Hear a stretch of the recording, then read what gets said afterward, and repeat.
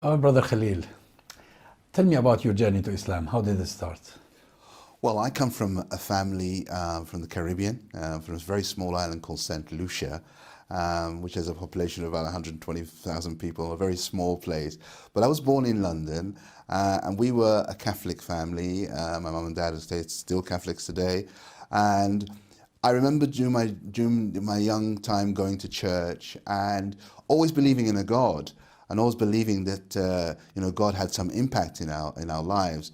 But there were certain things. For example, my mother didn't used to go to church, and one of the reasons she stopped going to church is because she had seen the priest who was on the altar. He was drinking the wine, and he was actually drunk on a day that he was giving the sermon. So my mother was disgusted by that, and for years she didn't actually go to the Catholic Church. Myself, I saw one day a man who desperately needed help walking down the middle of the aisle, and the priest was asking the altar boys, these are the people assisting the priest, he was asking them to he was asking to get the guy to sit down. And I was a small child of 7, 8 years old, and to me it was obvious that this man needed something. He needed compassion. He needed to stop the sermon. He needed to stop talking and attend to what this man had. And even as a young child, I found it very strange that there weren't any compassion. Is it the same priest? Yes, it could have been. No, I think it was a different priest, a different time. And I think the third thing as a Catholic was this question of confession, going and telling a man that you had done so and so and so and so. And my father used to take us to confession as young boys, and we used to have to, say what we'd done wrong to a priest. And it just so happened on the occasion that my brother was going to go and do his confession, he opened up the wrong door. And he opened up the door with the priest who was waiting to hear on the other side the person whose confession. And the priest, to put it very plainly, wasn't very well dressed. This was startling to me. I was about 11, 12 years old. So I'm not saying at all that this is the experience of everybody, but these three experiences that I've quoted left enough doubt in my mind that perhaps this wasn't the way it should be, and there were things wrong. Yeah, but badly behaving men of religion exist in every religion, don't they? I mean, absolutely, and this is one of the dilemmas, and we'll get into that. When I came to Islam, I saw, before I came to Islam, I saw religion as the root of all evil. There was the island conflict between the Protestants and the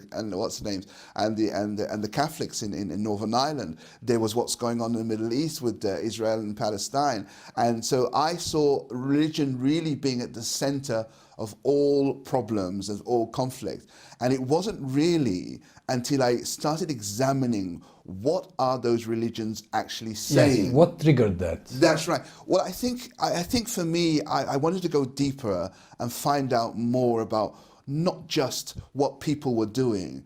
And I was always a person, I didn't really like following people. I always had my own mind. I decided I wanted to do things my own way.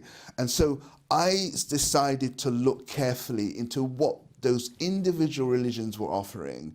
And I put a pencil mark by Islam, and I thought I'll get to that sometime and have a look, but I'll go and look. What did you start with? Well, I started obviously with Christianity, and I then went to Buddhism, I went to Hinduism, I went to all the isms that were somehow, involved in religion. And to my mind, I felt they're following a man. They're following a man. Whether it be Christ, whether it be Buddha, whether it be the Hindi and the Gandhis, of course excluded me as someone who didn't come from that area. So there was problems of all the religions that I looked at. And like I said, I put a pencil in Islam because I think I was more concerned that, that maybe, this Islam, which it seems to be causing so much problems around the world, maybe they was, as some Christian religions were saying, maybe this was the devil religion. Maybe this is a religion which, the Antichrist, the one that was against the truth.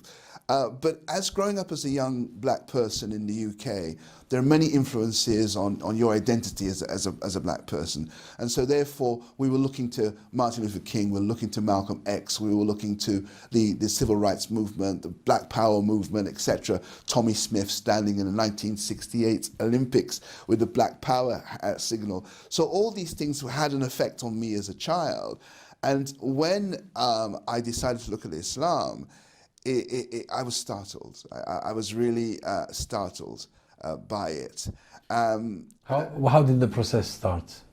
The process started as a journalist. It started as a journalist looking into the book and examining what the beliefs were on the basis of the things that I read. And I was, at that time, appalled.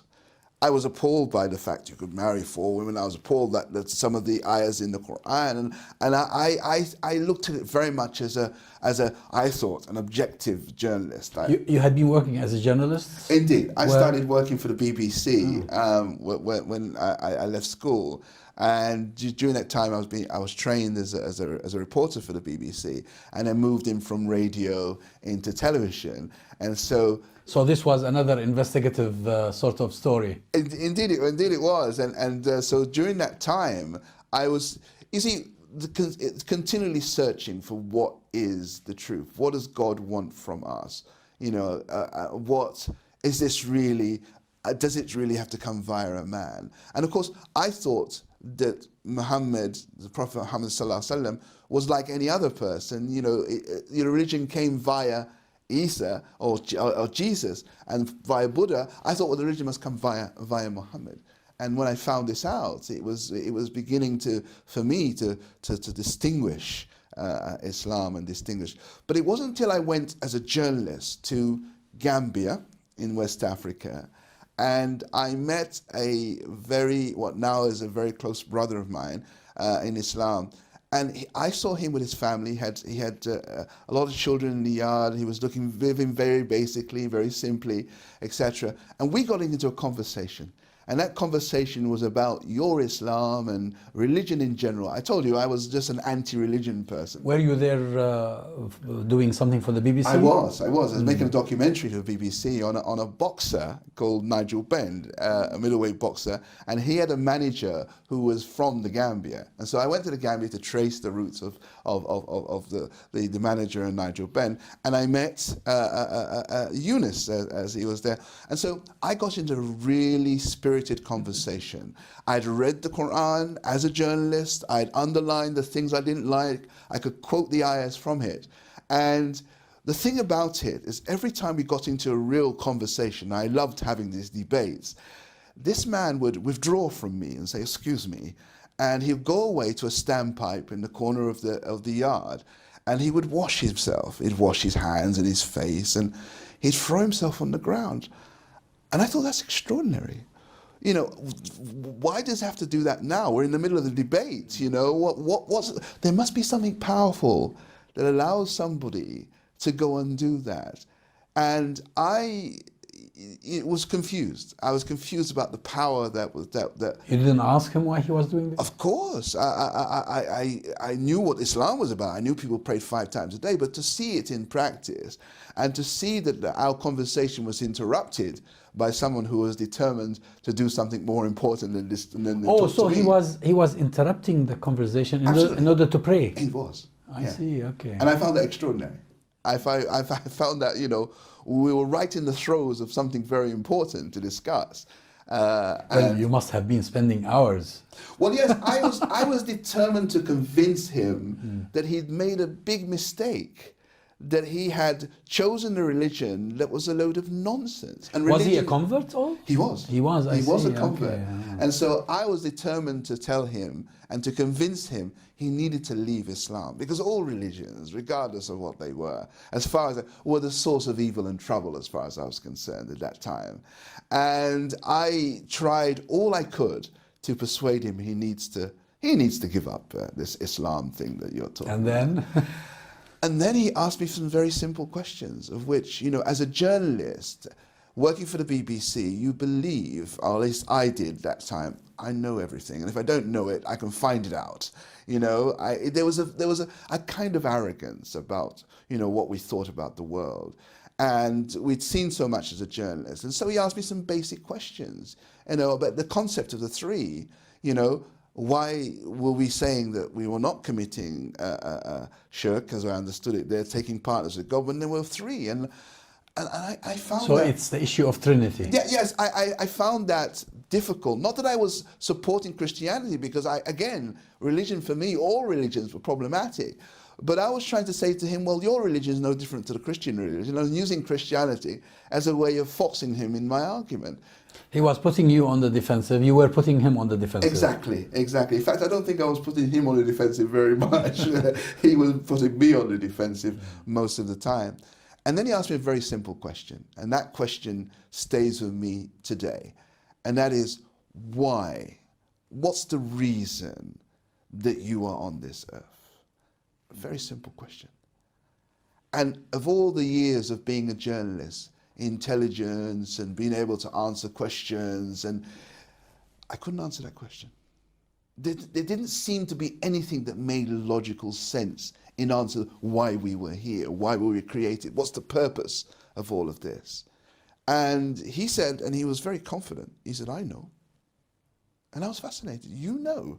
How comes I don't know? And I'm a journalist of standing and all this kind of thing, and you know? Yes. So he quoted the ayah, of course, وَمَا خَلَقْنَا وَمَا خَلَقْتُ الْجِنَّ وَالْإِنسَ إِلَّا لِيَعْبُدُونَ.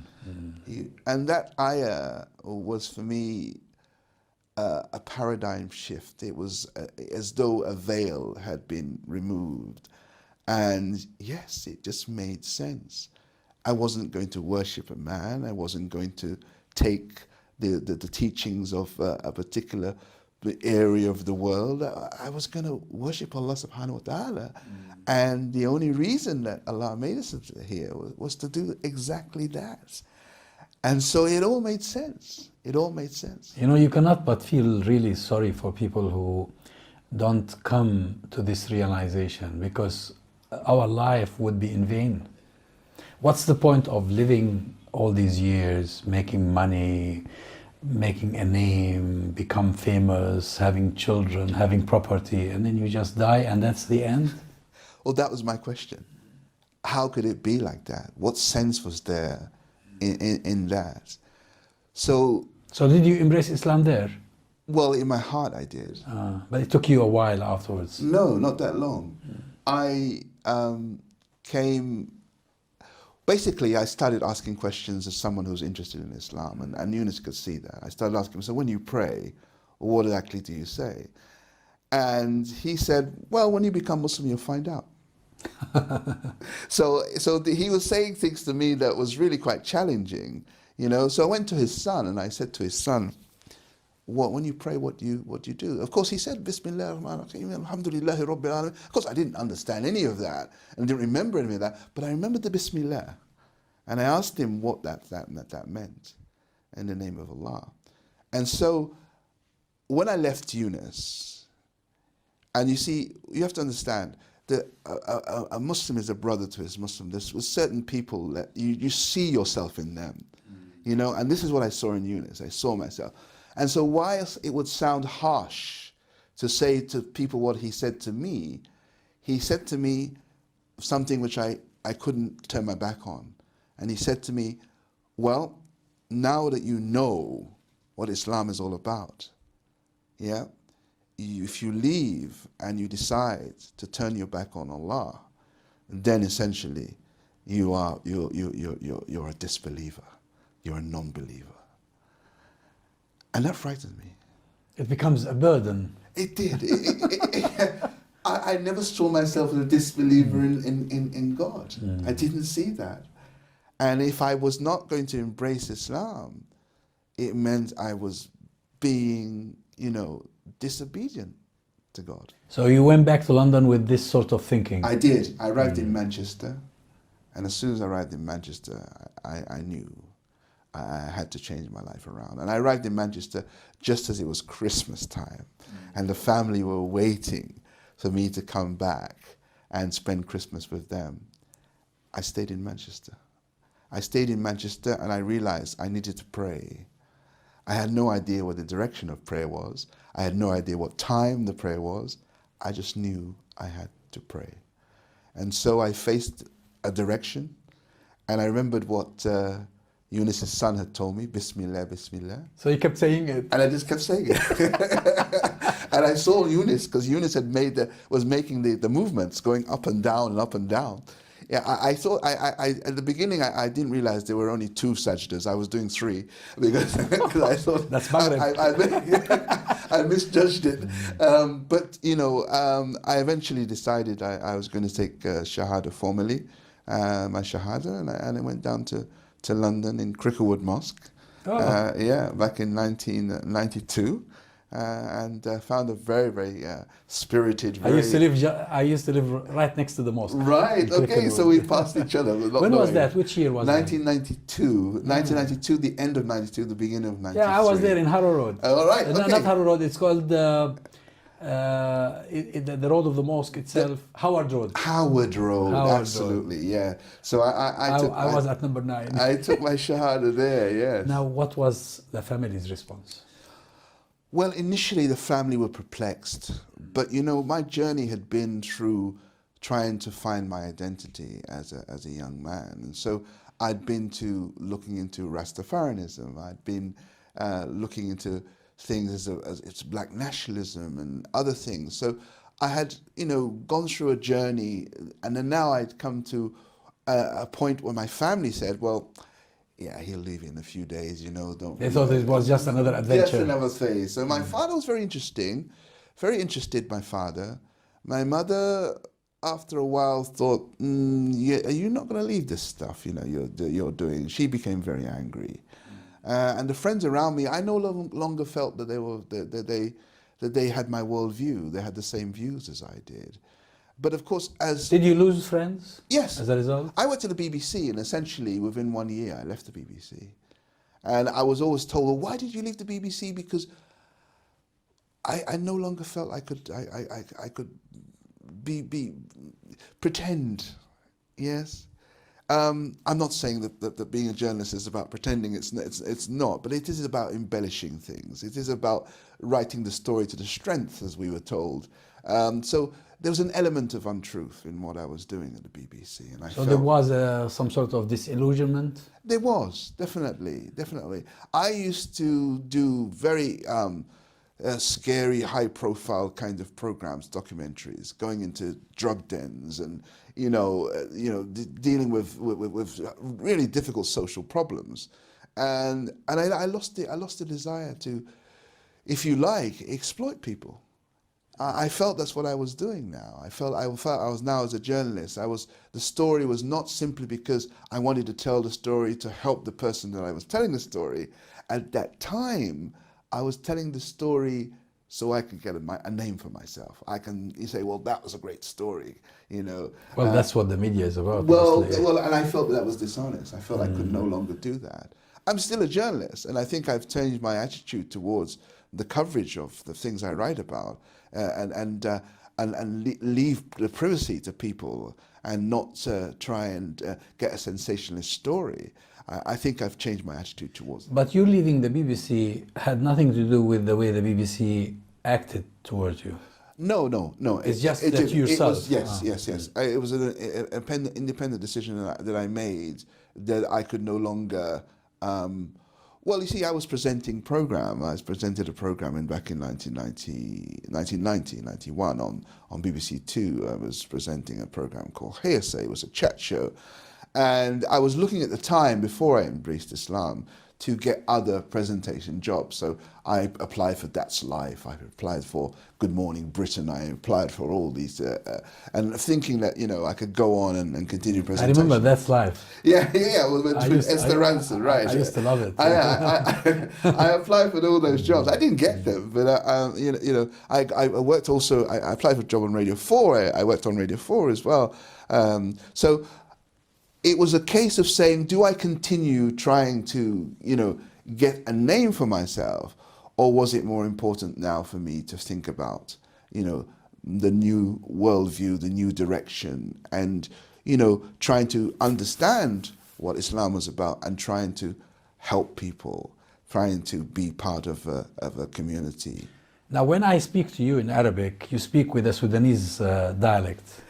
Where did you pick it from? Well, yes. What happened? I thought you were Sudanese Right, initially yes. when we met first. A lot of people do think that. Yeah. Yeah. Well, I was looking for somewhere after I embraced Islam. I was looking for somewhere to go and learn Arabic. I was looking for somewhere to go and learn a bit about Islam. And so I was told through friends of mine who remain dear friends until this day, that Sudan was an option. That they had an international university there where people were learning Arabic and learning religion, and I decided, well, why not? Let's give it a go. So the course was for 1 year to learn Arabic, and then I was thinking I'd come back to the UK, but I enjoyed it so much. That 1 year and being in a Muslim country, hearing the azan, just having people, assalamu alaikum, assalam. It was just so wonderful there, and the people were so kind and friendly. So you stayed on? I stayed on. So I came back briefly back to England for about a year, or a few months actually, after a year of being in Sudan.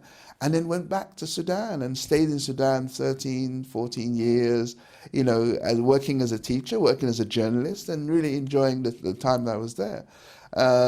Because the Sudanese are so hospitable. And so, therefore, Arabic became, for me, a second language, but with a Sudanese dialect and a Sudanese accent. And of course, learning Arabic makes it a lot easier to study Islam, doesn't it? Oh, absolutely. I mean, I spent, during the time I was in Sudan, studying under a sheikh every single day, apart from Fridays. And at the beginning of all of that, because I didn't understand a lot of what was going on, I used to have a small tape and tape the sheikh, and then go home and discuss what the sheikh said, and then play it to people. Said, "Oh, what did he say here? What did he say here?" But eventually, after about 3-4 months, and that's really how quick it was, I could understand. And traditional learning is so good, brother, because what traditional learning does, it gives you a textbook, and you have that text that you can learn. So you're learning Arabic through the text that you're reading, and you're also getting the explanation from the knowledgeable people who know that. And so, alhamdulillah, I was very fortunate to spend my time. And I used to also run an English teaching school, but I used to leave the school every single day between Dhuhr and Asr, and then come back to work to study with the Sheikh every single day. I usually ask the brothers and the sisters I interview about how they were perceived or how they were received by the Muslim community in their locality. I don't know whether this question applies to you or not, because you went to Sudan and you were in a Muslim country. But was there any special experience with the Muslim community in London, in North London, where you were? I have to say that I was in this, became Muslim during the time that was very volatile in terms of the different groups of the Muslim community. So, there were different, groupings that were quite combattory. They were very combative at that time. And I felt at the time it wasn't so much the non-Muslims that caused the difficulty for me being in the UK. It was the friction that was happening among the Muslims. SubhanAllah. And I feel that's why I felt I needed to leave and make hijrah and go somewhere else and learn better my religion, because there were so many conflicting opinions about what was and what should be and the way people should practice Islam.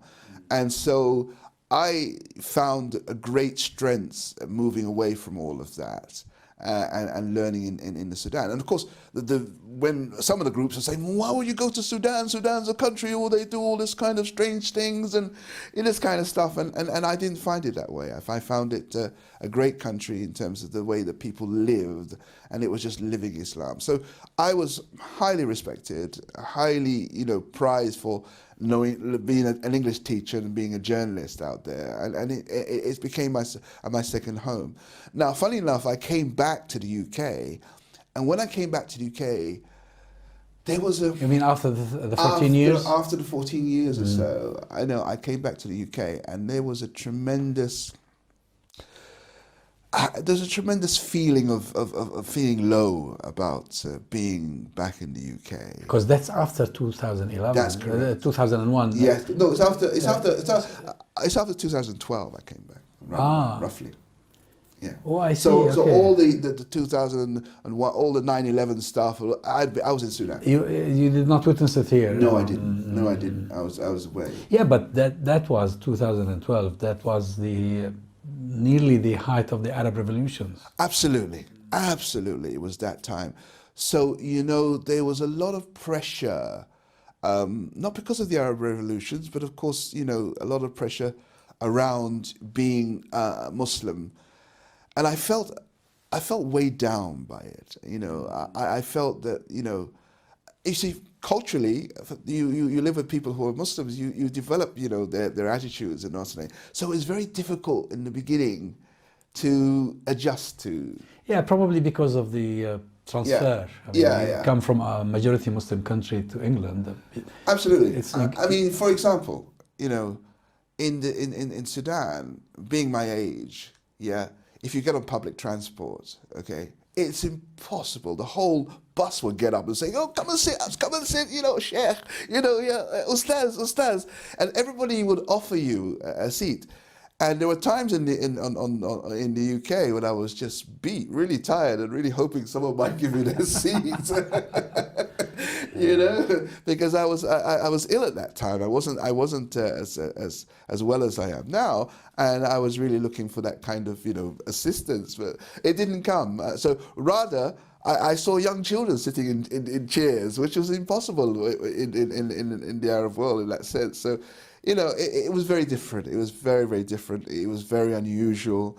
I had to get used to being inside, for example, back to being inside four walls again, because we lived very much in the open in the Sudan. So, and it was very hot there. So, you know, coming back and feeling the cold, it was it was quite an experience. But I think generally having to justify your existence as a Muslim became very, very difficult for me. Always trying to justify why you decided to, and look what the Muslims are doing, etc.